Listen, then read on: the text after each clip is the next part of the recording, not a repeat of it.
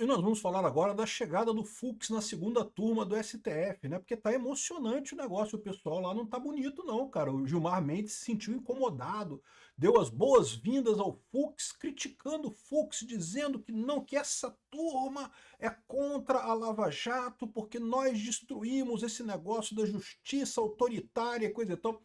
O Gilmar Mendes falando isso, você acredita? O Gilmar Mendes, que está querendo calar o Bolsonaro a qualquer custo, que quer tirar o Bolsonaro da cena política a qualquer custo.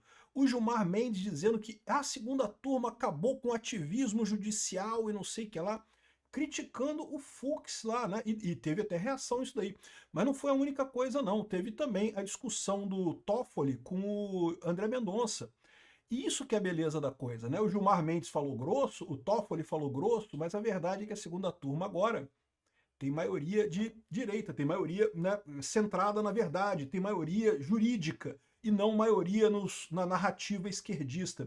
Essa notícia foi sugerida por Ninfeta Libertária, Tiesari Modern Man e a Bérnia do Pintor e várias outras pessoas. Obrigado aí ao pessoal que sugeriu notícias lá no nosso site, no visãolibertaria.com, e obrigado a você que está assistindo o nosso vídeo. Se você gosta do nosso conteúdo, por favor, deixe o seu like, se inscreva aqui no canal, né?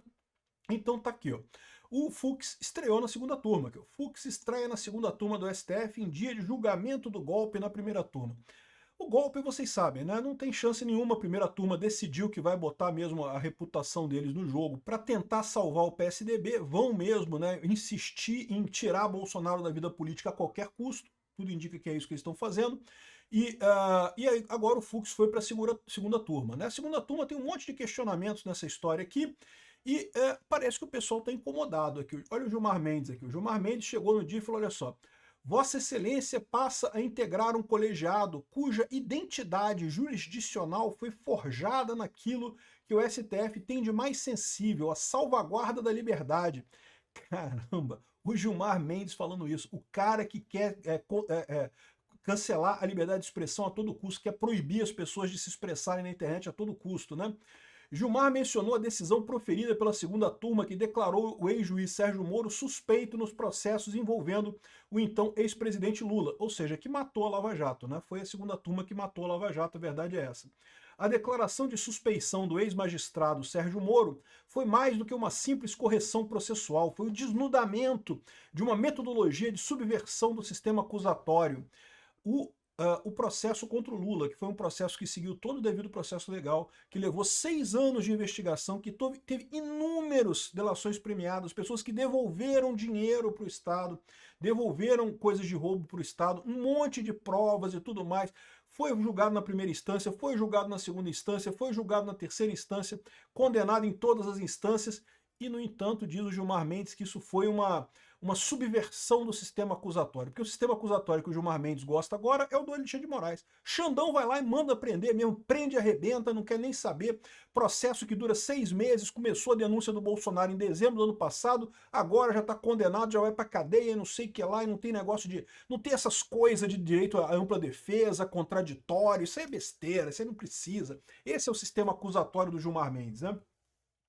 O decano do STF também criticou o que chamou de autoritarismo penal e instrumentalização da prisão preventiva como forma de coerção. Ô Gilmar, você lembrou de falar isso pro Alexandre de Moraes, cara? Porque o Alexandre de Moraes fez exatamente isso com o Felipe Martins e com uma série de outras pessoas, né? É impressionante, bicho. Porque esse pessoal tá criticando no Moro alguma coisa que eles fizeram muito pior. Porque, ao contrário, o Moro não fez essas coisas. Quem fez isso foi o Alexandre de Moraes no inquérito do, entre aspas, golpe do Alexandre de Moraes. Não teve isso na Lava Jato, né? É assim, ministro Fux, que sua vinda a esse colegiado faloá herdeiro de uma tradição, de uma responsabilidade histórica de custodiar os princípios estruturantes da democracia brasileira. Deu uma ameaçada no Fux, não, porque não sei o que lá. As decisões proferidas por esse órgão no período mais agudo de erosão das garantias processuais penais pós-1988. Caramba, meu amigo, e eles falam isso com uma cara de pau, sendo que o Alexandre de Moraes ressuscitou a Lei de Segurança Nacional para condenar Bolsonaro, para condenar o pessoal do 8 de janeiro, ou seja, contra os opositores dele, pode tudo. Tem que proibir, tem que calar, tem que prender todo mundo, não interessa se é oposição ou esquerda, tem que ser calado a qualquer custo, né? Senão é o fim da democracia. Cara, esse pessoal destruiu a democracia. Esse pessoal é o responsável pelo fim da democracia no Brasil. Bom, agora, o lado positivo dessa história é que, além de Gilmar e Fux, integram a segunda turma Dias Toffoli, Nunes Marques e André Mendonça.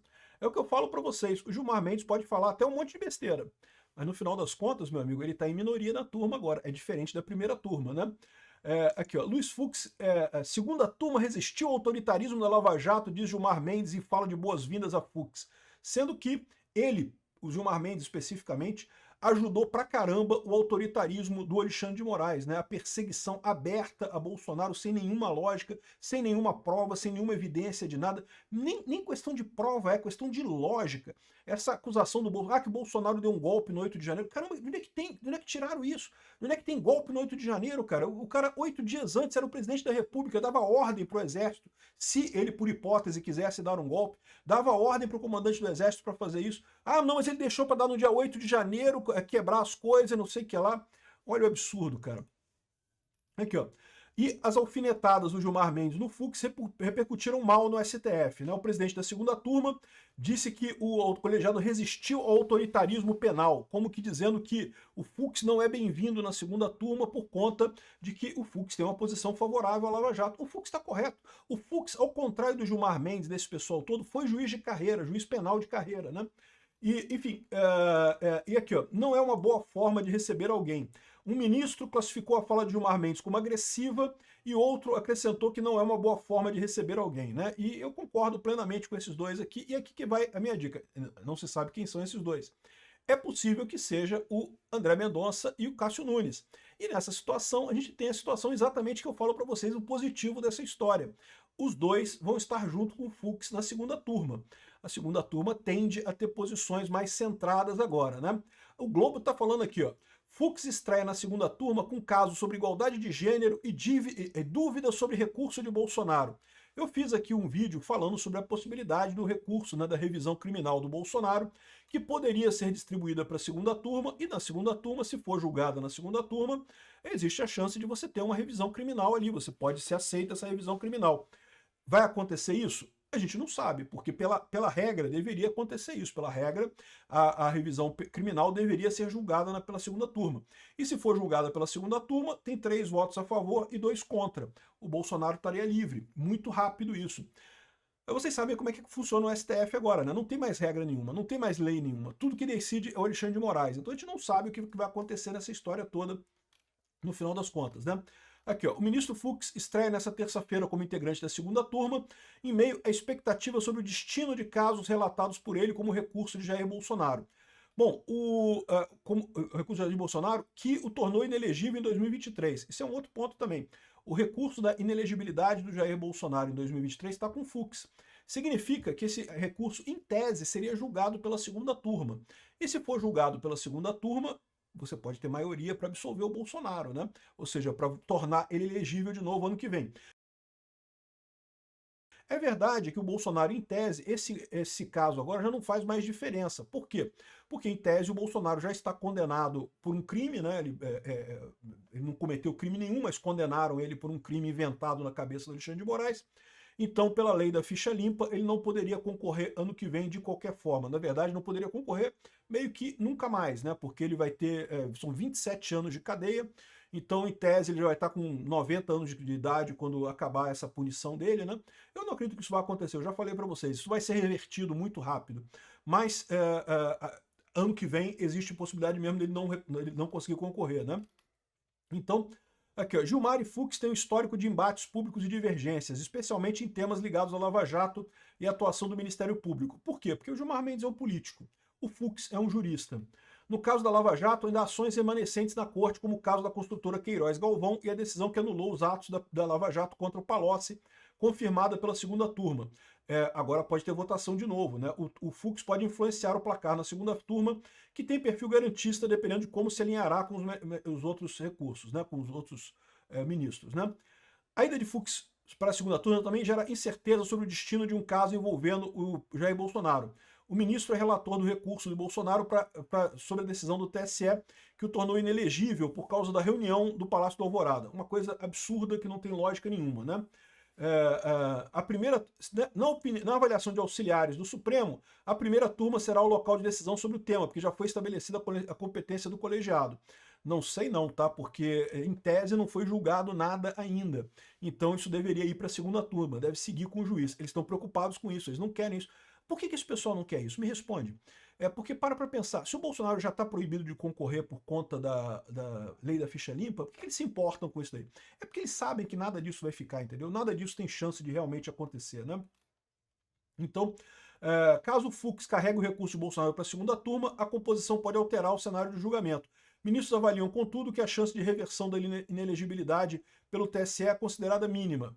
Não sei, vamos ver como é que vai ser. E ainda tem a questão do recurso da revisão criminal, né? Aqui, ó. Fux estreia na segunda turma e deixa ministros encurralados. Agora tá 3-2, né? E ainda teve aqui, ó, um bate-boca entre o Toffoli e o Mendonça, né? Olha só aqui o pessoal falando aqui. Eu vou tocar para vocês aqui a discussão entre o Toffoli e o Mendonça. No passado. Eu não dou entrevista. Excelência não dá entrevista. Mas há uma cultura. Nós temos que reconhecer. Essa cultura, ela é ilegal, inconstitucional e hoje é contra também uma tese. Até porque quando houve essa proposição de ação, não tinha a tese da 940. Assim como não tinha a tese do juiz de garantias, que hoje... Vocês repararam que os dois estão concordando, o André Mendonça e o Fux e o Toffoli, que juízes não podem dar entrevista para jornais, né? E estão fazendo isso na frente do Gilmar Mendes, que 3 vezes por dia dá entrevista para Globo, né? 3 vezes por dia ele acorda, de manhã cedo dá uma ligadinha para Mônica Bergamo, dá uma entrevistazinha, meio-dia ele na hora do almoço ele dá uma outra entrevista para Record, no final do dia ele dá uma entrevista para o Estadão e para Folha, né? Na frente do Gilmar Mendes estão fazendo isso, hein? O próprio STF decidiu para aplicar a tese do 940 nesse caso, com a devida vênia. Com a devida vênia, essa decisão transitou em julgado. Não, mandou baixar para ver se a corte de origem tinha adequação ou não. Acabei de ler o trecho aqui. Sim, aí eu li o trecho do acórdão, que depois foi tirado de novo.